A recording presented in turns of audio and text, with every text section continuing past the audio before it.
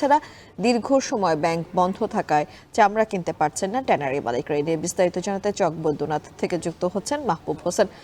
মাহবুব, একটু জানাবেন আমাদেরকে হাটে বেচা বিক্রি কেমন হচ্ছে এবং দরদাম সম্পর্কে বিস্তারিত বলবেন।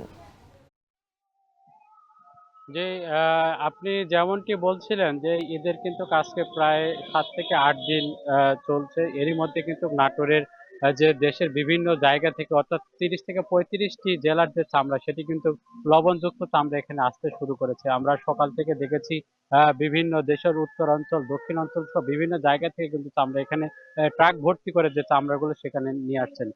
যারা মৌসুমী ব্যবসায়ীরা দেখতে পাচ্ছেন যে একটি ট্রাক থেকে কিন্তু চামড়া নামানো শুরু হয়েছে ইতিমধ্যে। আপনাকে একটু জানিয়ে রাখি যে এই ঈদের কিন্তু প্রায় 10 দিন ছুটি। এই ছুটির কারণে কিন্তু আজকে যে ট্যানারি মালিকরা এখানে চামড়া কিনতে আসার কথা ছিল তারা কিন্তু সেভাবে আসতে পারেনি।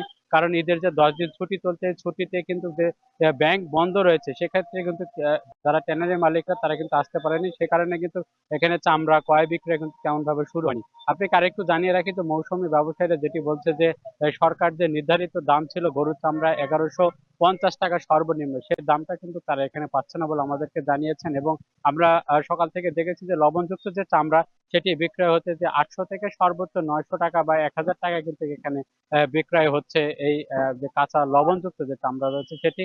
এবং খাসি বকরি সহ অন্য যে চামড়া রয়েছে সেই চামড়াগুলো কিন্তু এখানে সর্বনিম্ন 25 টাকা পিস হিসাবে কিন্তু আমরা বিক্রয় হতে দেখেছি।